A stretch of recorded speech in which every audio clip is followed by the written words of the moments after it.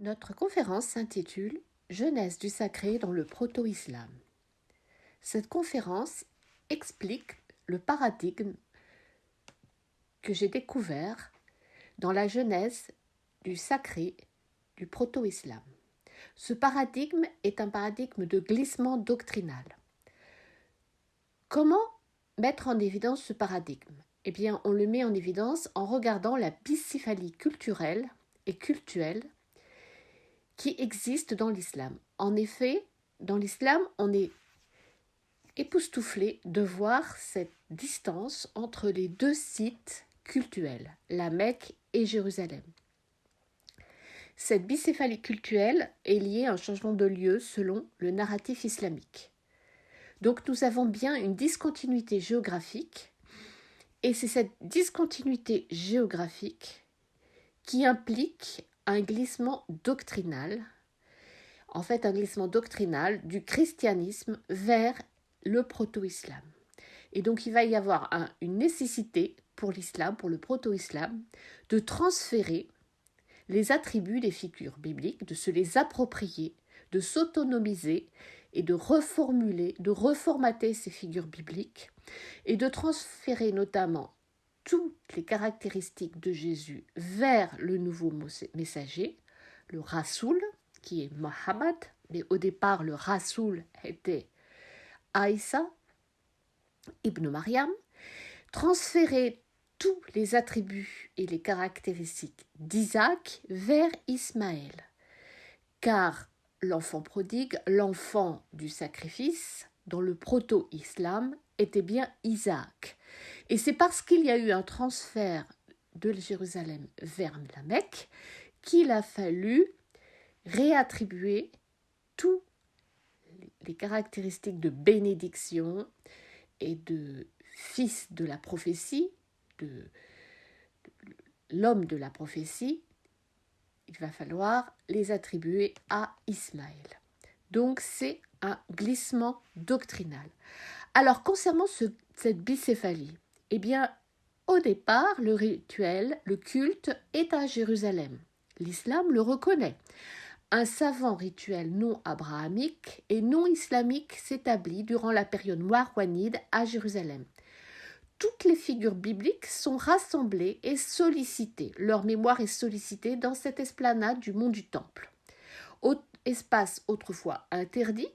Alors en arabe, ce mot va se retrouver dans le Coran puisque l'espace cultuel est défini par le terme arabe. Donc espace détruit, interdit, désertique.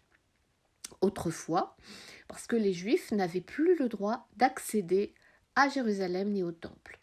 Jacob, David, Salomon, Moïse, Aaron, Zacharie et son fils Jean sont tués sur l'esplanade et sont sollicités par le Coran. Dans le Coran, on parle de Yacoub, Daoud, Shulaïman, Moussa, Aaron, et on parle aussi de Zacharia.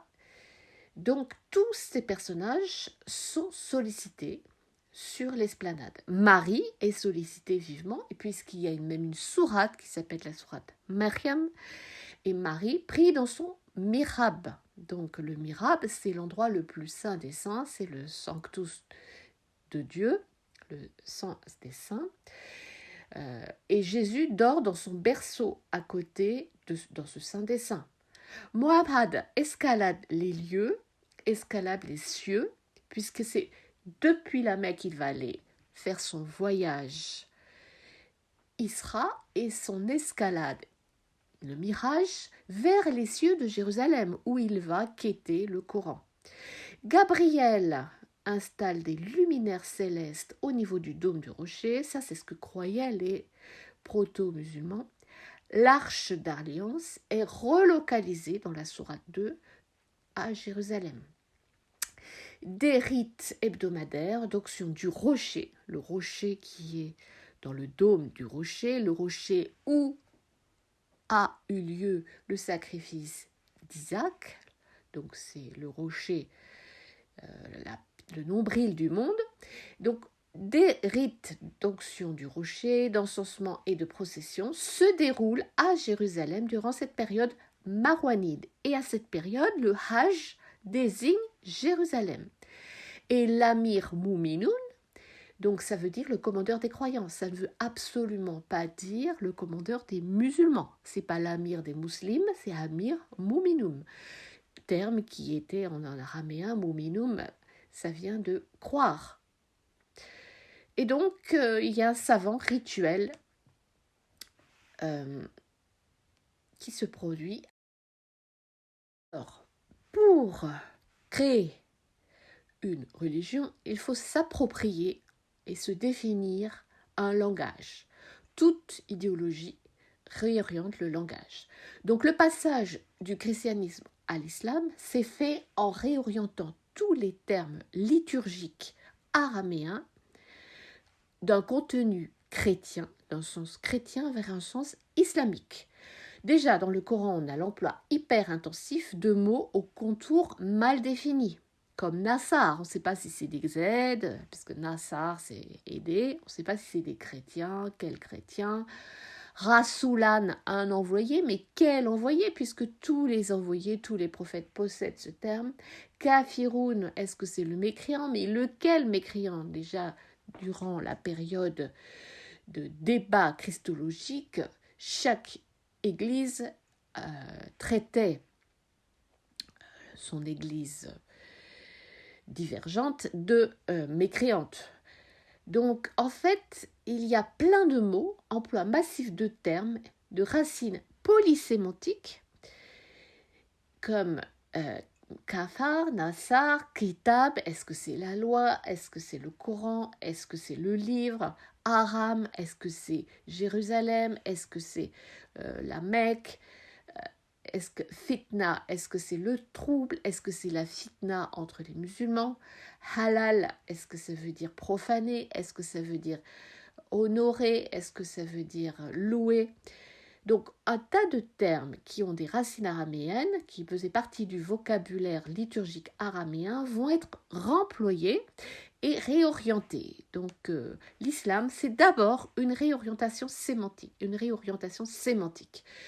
Alors, le mot, par exemple, din va avoir plein de sens. Donc, il y a eu une thèse de Moreno qui a été faite sur les réorientations du mot din. Din, qui pouvait vouloir dire justice. Après, il a pu vouloir dire religion, communauté.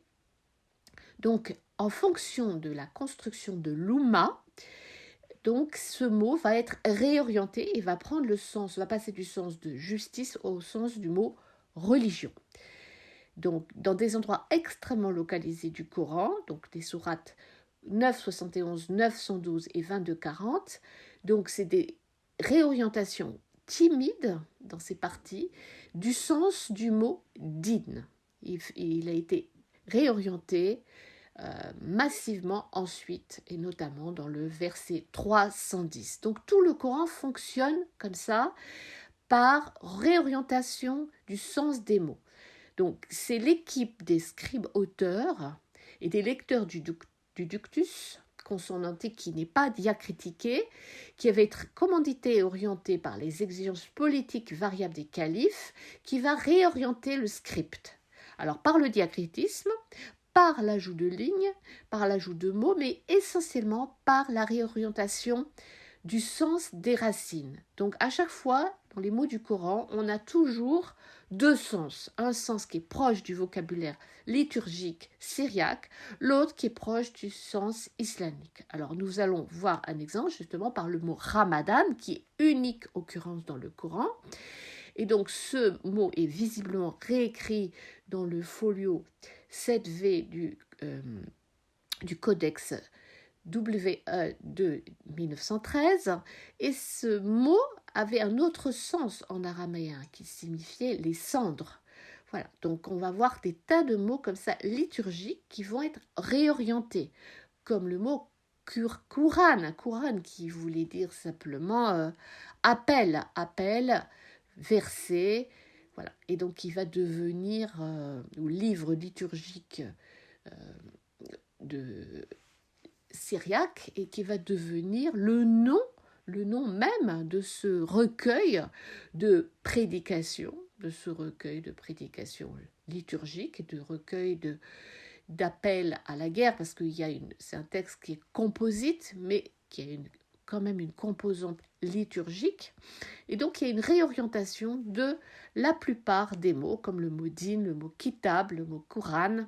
Voilà, donc ce sont les scribes et les grammairiens qui ont peu à peu donné sens au texte, lui donné son sens islamique. Donc il y a eu une période d'arabisation du syro-araméen et ensuite une désarabisation vers le perse, parce qu'il y a eu la prise du pouvoir par les Perses lorsque les Abbassides prennent le pouvoir et l'installent en Perse. Et donc c'est eux qui vont fonder la grammaire arabe et qui vont bien critiquer le Coran, qui était un premier jet en arabe, donc sans signe diacritique, donc d'un recueil de composites de textes variés. Et donc, ce sont ces Perses qui vont inventer la signification aux mots et qui vont permettre une lecture islamique du texte.